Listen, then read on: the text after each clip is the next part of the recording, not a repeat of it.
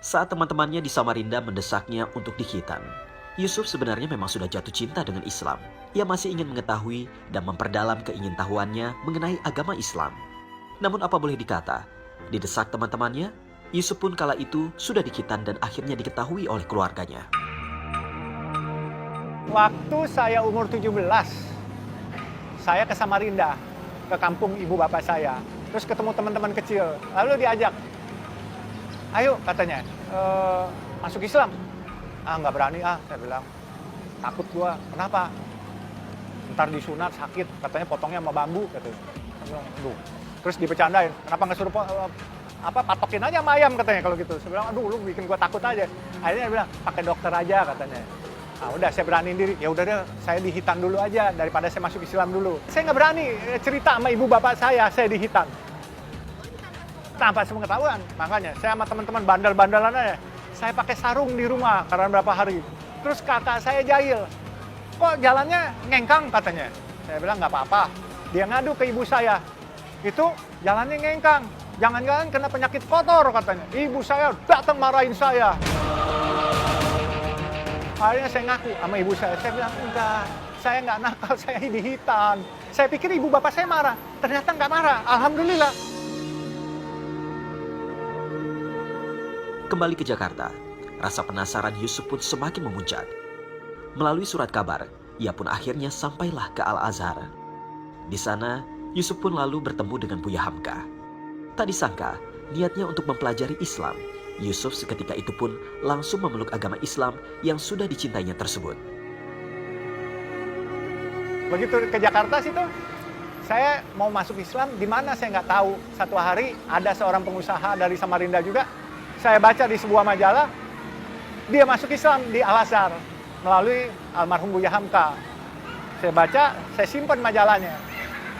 Saya tanya-tanya, saya akhirnya cari ke Masjid Al-Azhar. Di Al-Azhar, saya ketemu Ustadz Zaini namanya, sekretaris Buya Hamka. Lalu saya ceritakan, saya mau masuk Islam. Nggak lama Buya Hamka keluar. Terus dia tanya mau apa? Saya bilang, saya mau belajar Islam. Oh, mau belajar Islam? Iya, tapi saya mau masuk Islam. Tapi nanti, saya bilang. Nggak boleh nanti, katanya. Loh, kenapa nggak boleh? Harus hari ini. Loh, kok maksa? Saya bilang gitu. Enggak, dia bilang, bukan saya maksa. Kalau kamu mau masuk Islam, lakukan hari ini, karena saya harus membimbing kamu. Kalau kamu nanti pulang, kamu kena musibah, kamu kecelakaan, kamu meninggal kafir, dosanya di saya, kata Buya Hamka. Oh ya, tapi saya bilang, saya belum bisa, saya kan harus belajar dulu. Nggak usah, saya bimbingin. Ya, saya tulisin kamu. Ya kan, kamu baca 2 kalimat syahadat, saya bimbingin.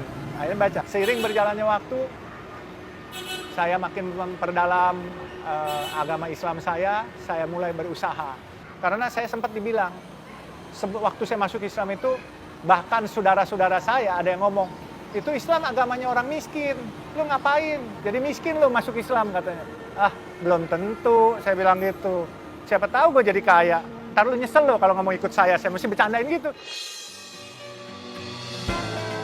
Setelah pertemuannya dengan Buya Hamka, Yusuf pun akhirnya sering kembali kepada sang sastrawan ternama tersebut. Tidak disangka, sebuah selamatan pun dibuat Buya Hamka kala itu untuk Yusuf. Seketika namanya pun berubah, tanggung jawab dan jalan hidupnya pun ikut berubah. Saya datang dibikin syukuran di Aula Al-Azhar. Di situ Buya memberikan tanda cincin warna biru kepada saya. Hari ini kau kuangkat sebagai anakku. Saya kaget. Dan kau izinkan mempergunakan nama Hamka di belakangmu, katanya, Yusuf Hamka. Dan kau harus berjanji, sebarkan terus syiar Islam di kalangan teman-teman Tionghoa. Jelaskan ke mereka bahwa agama Islam ini adalah agama leluhur mereka. Jangan nanti menyesal. Gitu. Insya Allah, Buya, saya bilang. Nah, itu akhirnya saya memakai nama Hamka di belakang saya sebagai anak ideologisnya Buya. Jadi itu menurut saya satu kehormatan. Dan juga buat saya akhirnya nggak bisa nakal. Jadi nama besar yang mengunci saya, akhirnya saya jalan hati-hati sekali.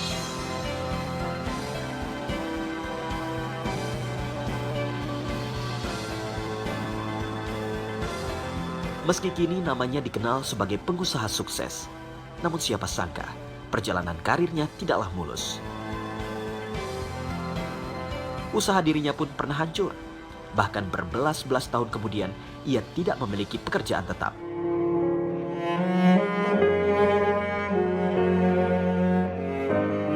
Ya, memang saya sempat sedih sih. Waktu tahun 80-an saya pernah kerja di perusahaan kayu. Terus hasilnya nggak memuaskan. Saya kirim lamaran, ada 200 perusahaan saya kirim. Nggak ada yang balas satu juga. 200 lamaran, nggak ada yang balas satu juga. Akhirnya ya, saya bilang, ya Allah, saya nggak boleh jadi orang kerja kali ya, saya bilang gitu. Saya harus jadi apa nih?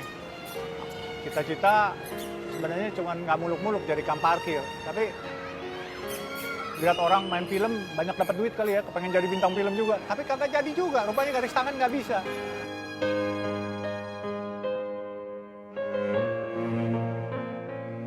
Pada saat itu rezim sangat represif. Begitu ada yang mencoba membantah, dianggap anti rezim. Akhirnya izin perusahaan saya dicabut, sehingga 11.000 karyawan saya harus saya PHK dalam waktu 1 bulan. Tetapi Allah masih menolong saya. PHK hari itu nggak ada uang, tetapi mendadak ada uang datang semua, masuk. Saya selesaikan, saya bereskan semuanya. Tahun 94 sampai 2008, saya nggak ada kerjaan. Jadi pengangguran. Nah, di situ saya mulai ikut di pemboran minyak lepas pantai yang bekas Medco punya, Apexindo. Terus ya mulai ikut membeli waktu itu saham Bank Papan Sejahtera, Bank Masil yang kena likuidasi, ikut-ikut teman.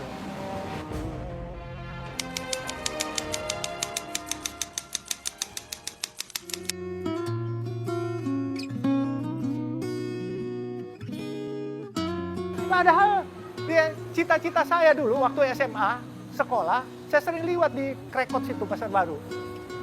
Waktu itu parkir mesti 300 perak satu kali parkir. Saya masih SMA, cita-cita saya cuma jadi tukang parkir. Karena saya pernah tanya tukang parkir, lu sehari bisa dapat berapa duit? 10.000 sampai 15.000 deh.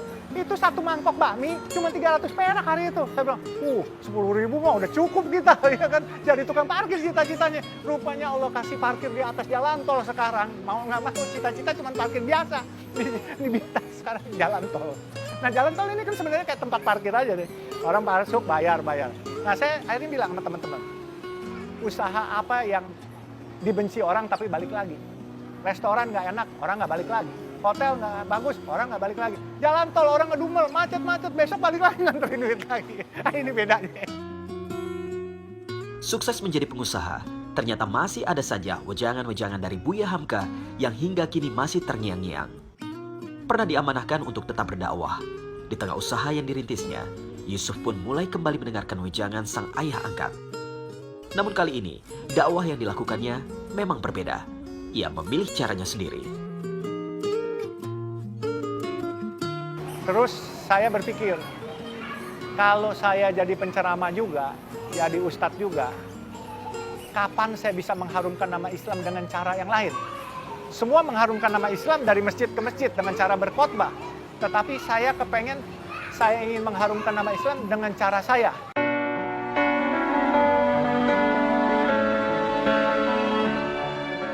Bikin masjid ini, alhamdulillah ya, nggak terlalu mahal juga.